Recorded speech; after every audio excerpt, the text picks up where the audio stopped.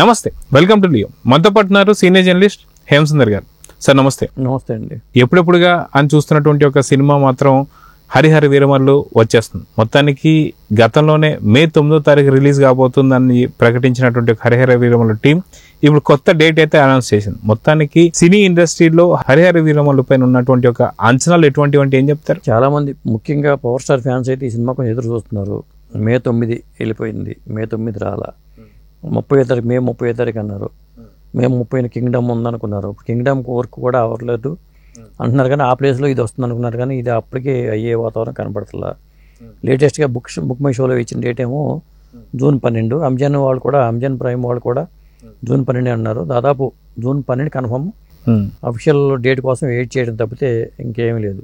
దాదాపు work complete అయిపోయింది. అయితే కాకపోతే సినిమాలోనే నాటకీయ పరిణామంలో దాదాపు ఇప్పటికే డైరెక్టర్ కూడా మారుతున్నటువంటి పరిస్థితి మనం చూస్తూ వస్తున్నాం. ఎందుకు ఈ పరిస్థితి వచ్చిందంటే ఏం చెప్తారు? అంటే ఎక్కువ కాలం కమిట్ అయిపోయిన డైరెక్టర్ ఎక్కువ కాలం వెయిట్ చేయలేరండి. ఇంకొకటి ఏంటంటే వేరే ఇప్పుడు ఘాటీ సినిమా చేయాలి, క్రిష్ జాగర్లమూడి కమిట్ అయిన ప్రాజెక్టులు ఉంటాయి, అగ్రిమెంట్లో చేసుకుంటారు ఇక్కడి నుంచి. ఈ సినిమా ఇప్పటిలోగా పూర్తి అవ్వకపోతే నేను వేరే సినిమా షిఫ్ట్ అయిపోతాను అంటారు. అంటే షిఫ్ట్ అవ్వకపోతే నీకే నష్టం అనుకున్నా అది కూడా అంటారు. అప్రమాదం ఉంది, కానీ ఎంతకాలం వెయిట్ చేస్తారు చెప్పండి. ఇప్పుడు హరీష్ శంకర్ లాంటి వాళ్ళు వీళ్ళందరూ ఉన్నారు, కమిట్మెంట్స్ ఉంటాయి. ఫస్ట్ ఈ సినిమా ఉంది కదా అని చెప్పి వేరే వదులుకుంటూ ఉంటారు, వాళ్ళు నష్టపోతూ ఉంటారు. కాబట్టి అనుకోని పరిస్థితుల దృష్ట్యా డైరెక్టర్ మారాల్సి వచ్చింది. జ్యోతికృష్ణ వచ్చింది, ఏం రత్న గారు అబ్బాయి జ్యోతికృష్ణ డైరెక్షన్లో కొంతవరకు చేశాడు. తర్వాత పవన్ కళ్యాణ్ గారు కూడా పర్యవేక్షిస్తున్నారనే టాక్ అయితే ఉంది. ఈ సినిమానే కాకుండా ఓజీ విషయంలో కూడా ఆయన మరి ఓజీ కానీ తర్వాత వచ్చే సినిమాల విషయం పవర్ స్టార్కి ఉన్న ఫ్రెండ్షిప్ దృష్ట్యా ఆయన ఇన్వాల్వ్ అవుతున్నారనే సమాచారం అయితే ఉంది. ఏదేమైనా ఆయన షూటింగ్ పార్ట్ పూర్తి చేశారు. తన హీరోకి కావాల్సిన షూటింగ్ పార్ట్ పూర్తి అయిపోతే సినిమా రిలీజ్ దగ్గర పడ్డట్టే. కాకపోతే వచ్చిన ప్రాబ్లం ఏంటంటే దీనికి విఎఫ్ఎక్స్ వర్క్ ఉండటం వల్ల, ఎందుకంటే ఔరంగజేబు పాత్రని బాబిడియాలు పోషించాడు, వీరమాల పాత్రని ఏమో ఈయన పోషించారు పవర్ స్టార్. విఎఫ్ఎక్స్ వర్క్ చాలా కీలకమైన సినిమా, పీరియడ్ డ్రామా కాబట్టి విఎఫ్ఎక్స్తో ముడిపడిన సినిమా.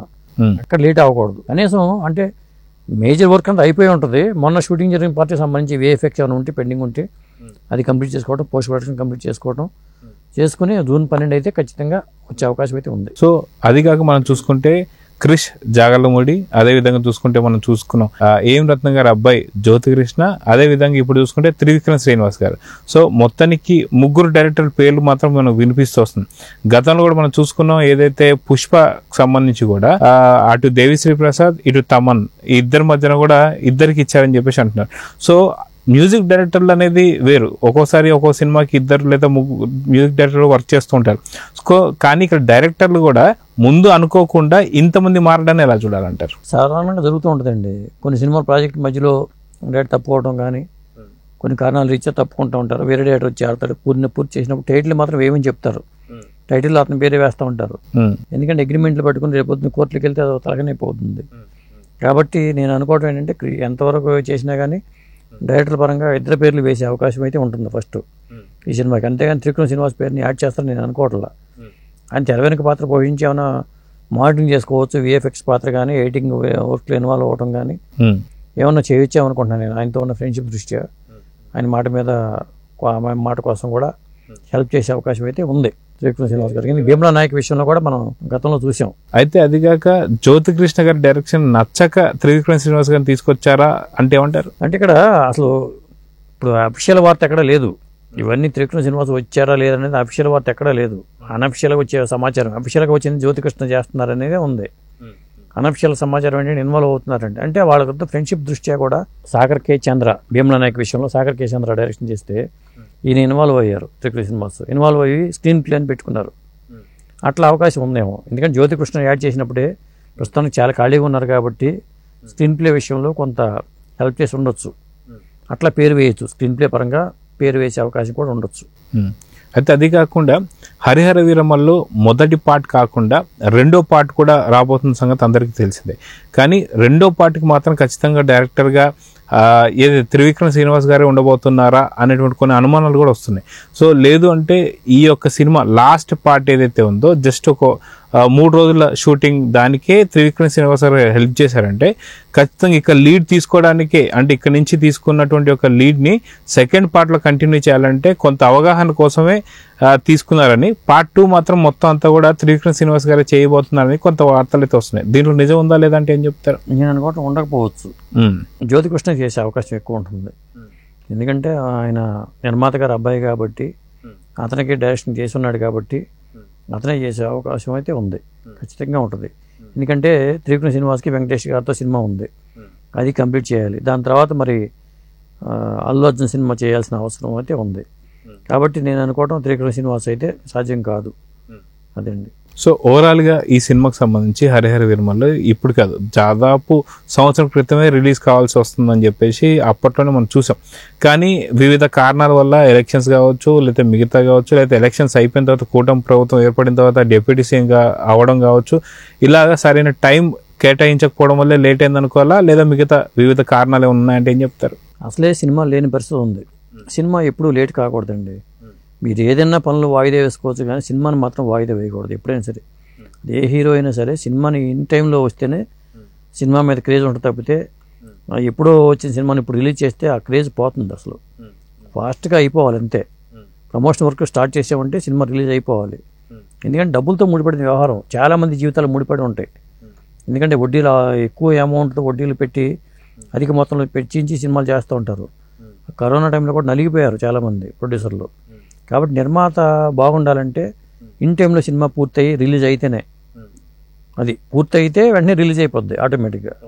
అక్కడ లేట్ అవ్వకూడదు ఎప్పుడు కూడా.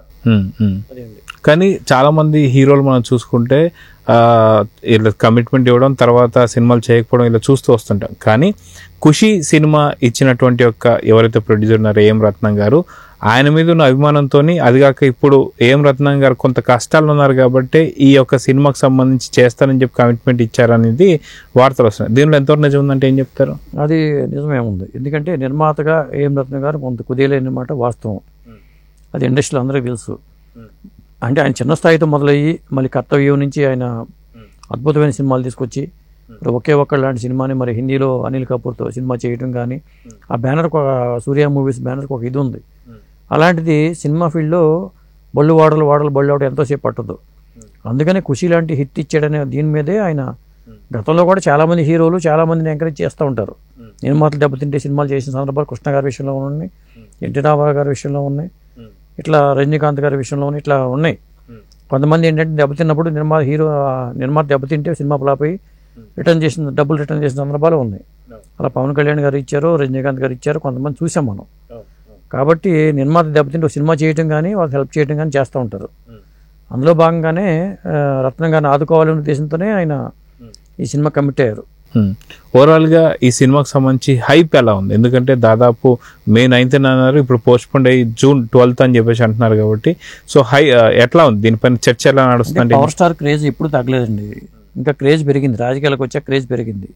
ప్రాజెక్ట్ మీద అసలు హైప్ అనేది ఖచ్చితంగా పెరుగుతుంది. సో దీనికి సంబంధించిన ట్రైలర్ కూడా అతి తొందరలో రాబోతుందా? ఎందుకంటే మొన్న ఏం రత్నం గారు కూడా అన్నారు దీనిపైన ఫస్ట్ సింగిల్ కావచ్చు, ట్రైలర్ కావచ్చు అతి తొందరలో రాబోతుందని చెప్పి. అంటే June 12 రిలీజ్ డేట్ అన్నారు కాబట్టి ఖచ్చితంగా రేపు 12 తారీఖు వచ్చినా ఆశ్చర్యపడక్కర్లా. సోమవారం నాడే దీనికి సంబంధించిన టీజర్ ఏమన్నా వచ్చే అవకాశం అయితే ఉంటుంది ఖచ్చితంగా. సో చూద్దాం సార్. మొత్తానికి హరిహర వీరమల్లు చాలా కాలం తర్వాత అయితే రాబోతుంది. సో అఫీషియల్ పక్కా June 12వ తారీఖు అయితే ఫిక్స్ అయిపోయినట్టు కనిపిస్తుంది. సో చూద్దాం జరగబోతుంది. నమస్తే. నమస్తే. Please subscribe to Leo News for more videos.